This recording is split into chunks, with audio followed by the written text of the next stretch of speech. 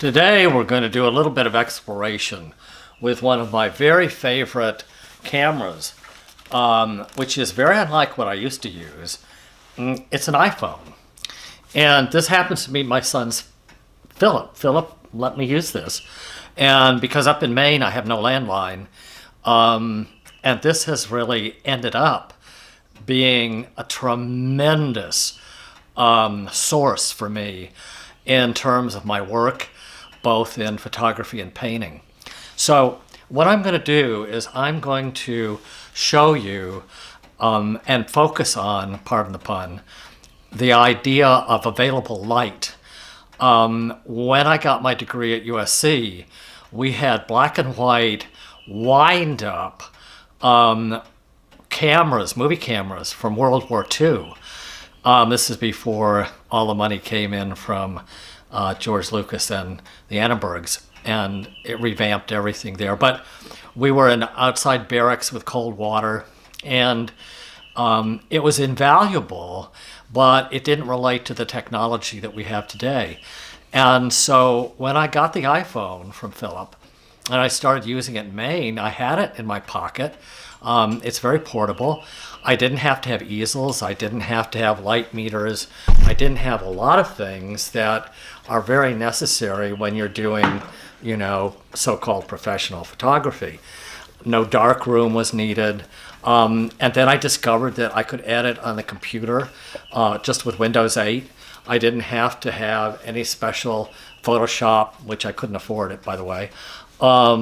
So this is all really just a wonderful blessing to me, and I wanted to share it with other people because I think that the iPhone has really revolutionized, for me anyway, the whole concept of photography.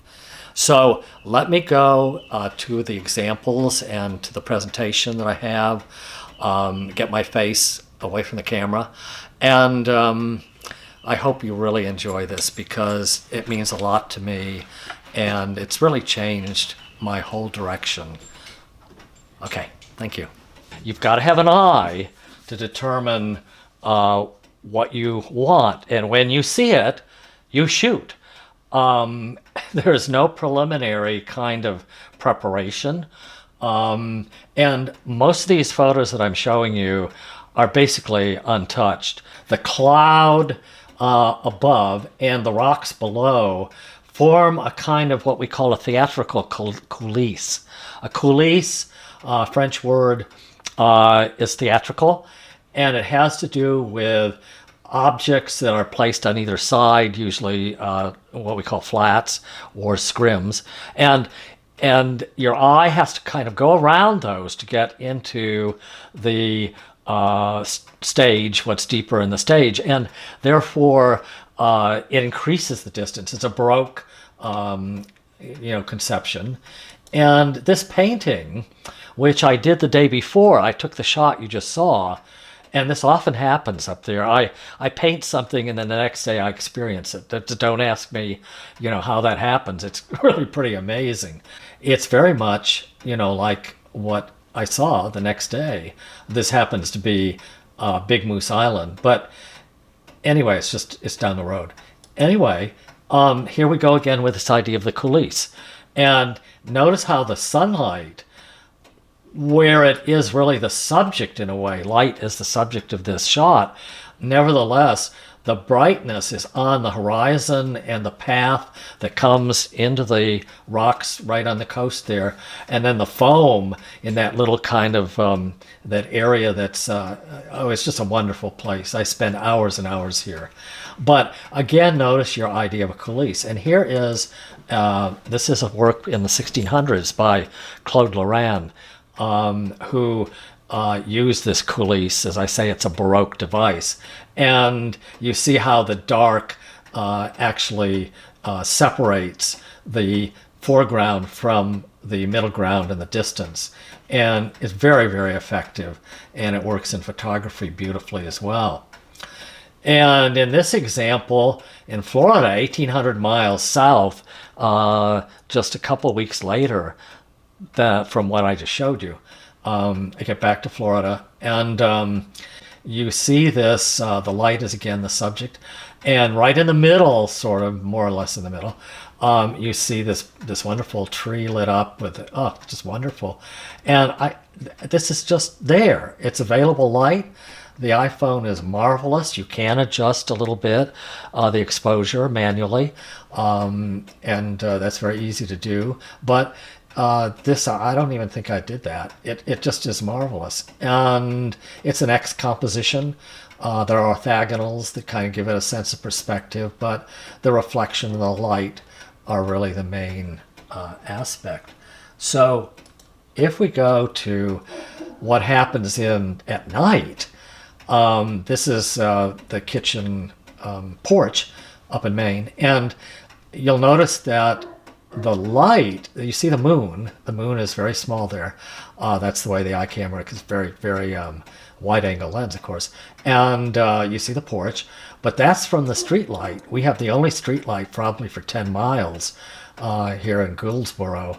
I think the next one is down in Prospect Harbor. But it really gave that kind of almost surreal effect, which I really enjoyed. And talking about this quality of light, here again, this is available light. I have LED floodlights, very rudimentary, that are off the house, that light the garden up a little bit. And then you see the light from the inside of the house. And again, your coulisse is the boxwood topiary and the fence a little bit. And then you go back into that. And, it's just wonderful that the iPhone can pick up what you're seeing here. Now we're going to change our focus, or what we're going to concentrate on, and that is the idea of shadows. Shadows fascinate me, and this is a good example. This is out on the patio off the studio, and the strong shadows. And I love metal. I love metal work. And so this is where you get into, again, it's available light. You may want to sharpen it up sometimes in editing, but, I don't think I did in this case.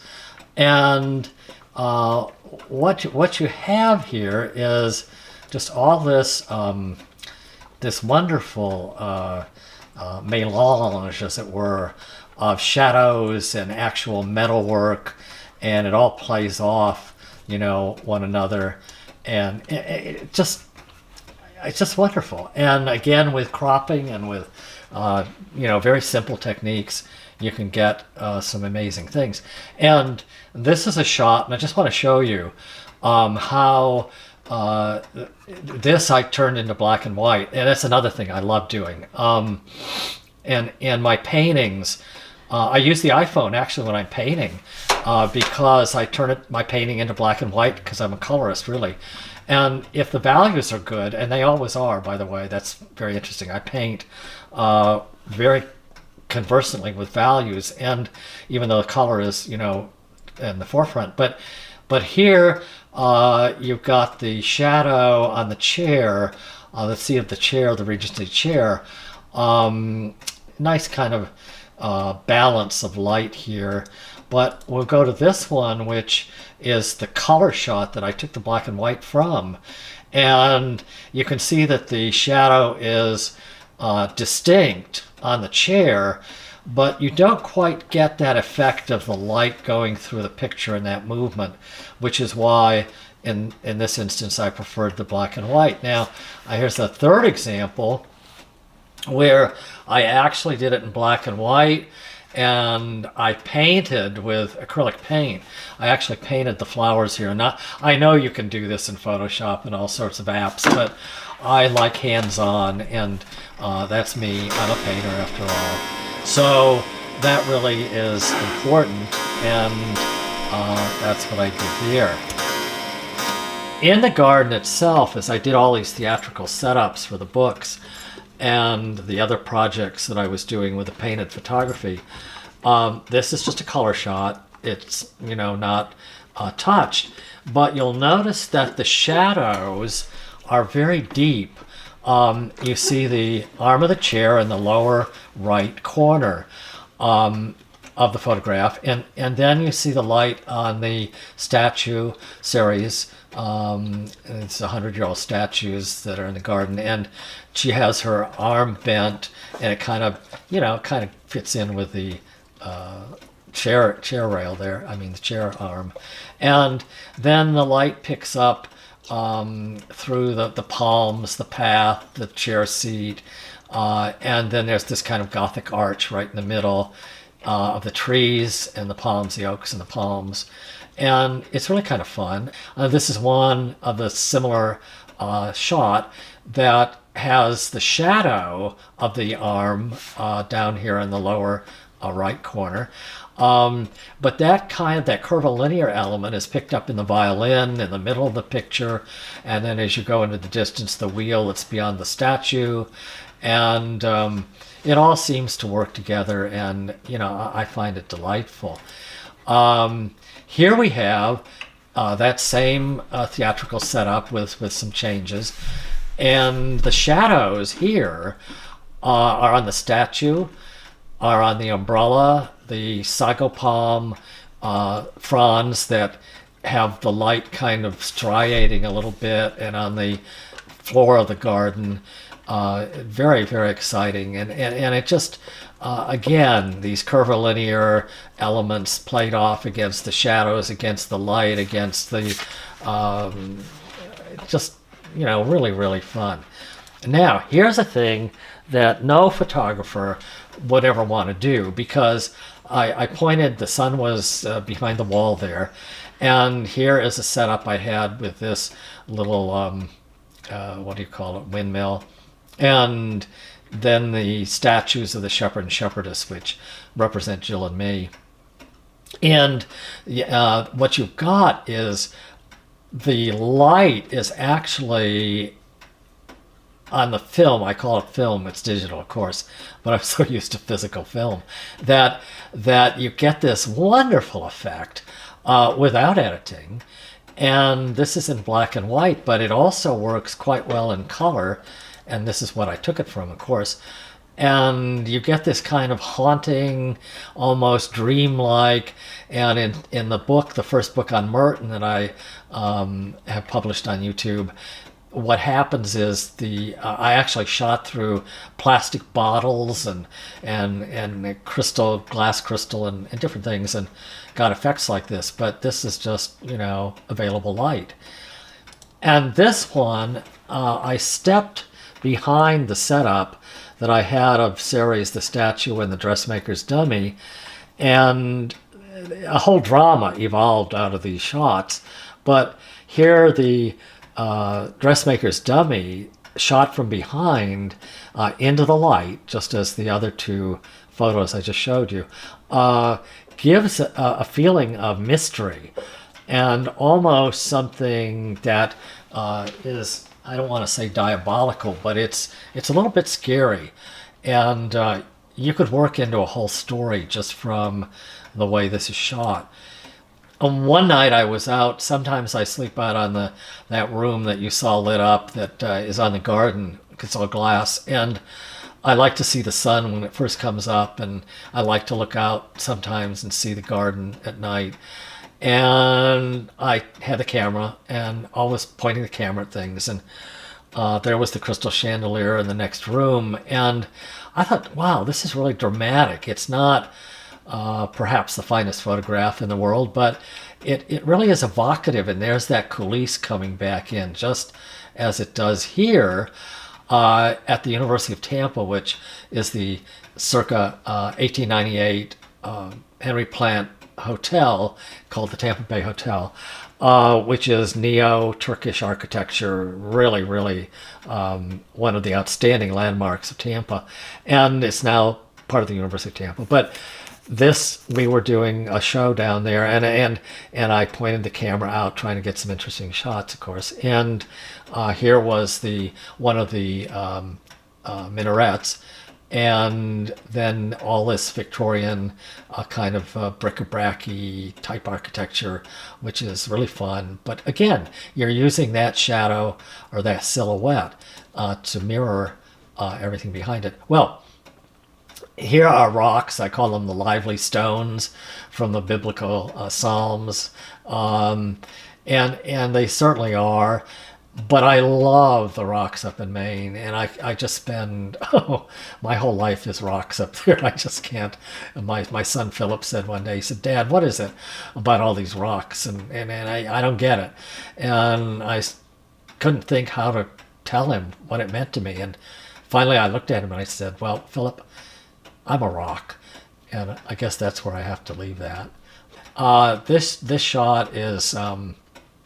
A place that you're not supposed to tell anybody about because it's in the park, but it's not very safe, and there's very limited parking, and people could literally kill themselves here, so it's not a good idea to tell people. But this is a kind of double coulisse or a split coulisse where you look down into the sea cave, and I love the way the dark values of the cliffs as you look down here. You see the sea cave with the black. This is just a source of inspiration that I spend as many hours as I can because it changes this is the whole thing about the park. It changes every 20 minutes with different lighting, different colors. It just is amazing. And on the point here, no, you're not looking at Mesopotamian ziggurats or something in Egypt, but this is some of the rocky outcropping, because these are volcanic cores that actually penetrate into the ocean.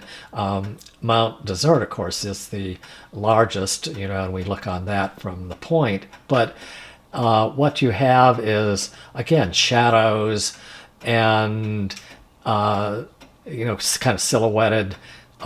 This is at just before sunset, and you get these raking shadows, which are really wonderful. Okay, here's the lively stones that are so chiaroscuroed. Chiaroscuro is an Italian term for using light and dark to bring out form, and it certainly does here with this raking light. And I often think, when I'm exploring, and by the way, every 20 feet you have different kinds of rocks, different fracturing, different formations, different. It is literally infinite, and so I think of it as a cubist experience, relating to the cubist paintings of Cezanne. Well, he wasn't really a cubist, but Braque later, and just this fascination. And look how the iPhone, is so wonderful. And if we take it indoors, we have this is the stairway, very simple, and it shows kind of the austerity of New England, with the farmhouse and the shadows again, and the idea. The stairs are almost kind of a coulisse, but they have this variation in light and shadow, and I'm in love with the house, of course, too. Then we had an addition to the interior of the house. This year I picked up this bronze sculpture that was inspired by Degas. It was actually, he didn't do it. He didn't have any bronzes made of his studies, but this was done after his death. And her name is Marie. She was 11 to 14 years old when she modeled for Degas. And I put her in the dining room, and she kind of took over the house. And here the light, again, available light from the window, is kind of delineating her features. It's just kind of fun. And in this one, she is silhouetted with a chair, and it's kind of a triangular or a triad of Marie, the chair, the candelabrum, and then, of course, the window behind. This is fall, and you can't really see the color through the window. But there was, and it's just very magical. And in this one, I just moved the camera a little bit. You get some of the color out the window. I think the other photograph is probably more effective. But I had made this tabletop for the dining room table with numbers and from, stencils and color. It was really fun. But anyway. And then over in another area of the first floor there is a Victorian fireplace that was made in Boston. Actually has the tag on the back where it was from. And it was from a house in Bar Harbor. And I put Marie on there, and then there's this, again, available light at night, just, simple lamps.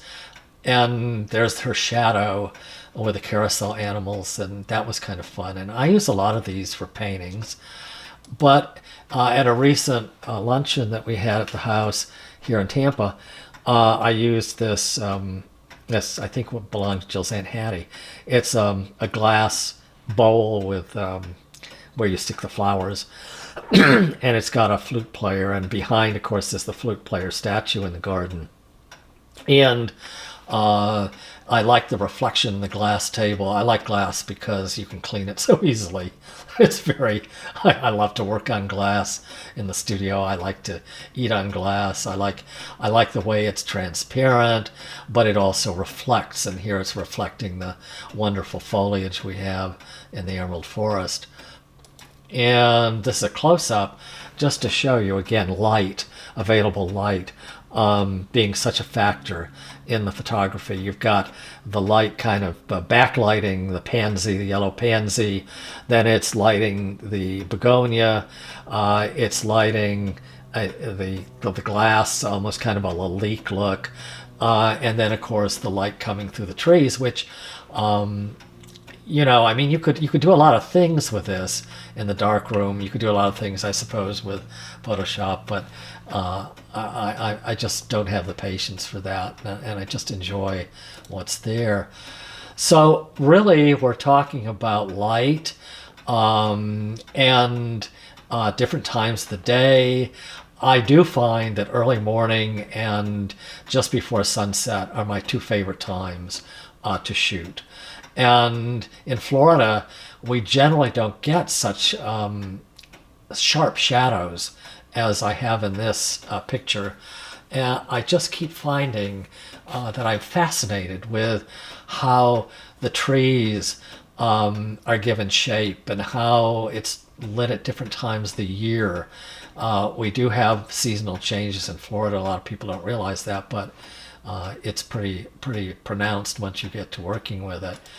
And as we get into black and white here, for example, the light still being, look at the light and the path coming from the wall, the trompe-l'oeil wall, and just picking up on some of the errant palms that spring up everywhere. You have to keep cutting them down.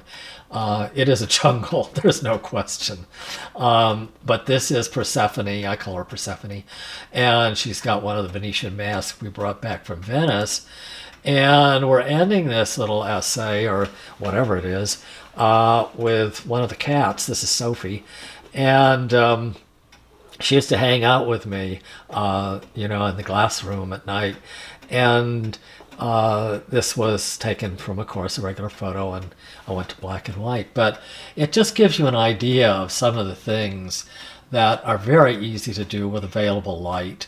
And I hope you enjoyed looking at them, because I have so much fun doing it. And as you probably know from some of the videos on the two books so far that I published, that I paint these sometimes. I do all sorts of things besides just the purely photographic aspect, and just love it.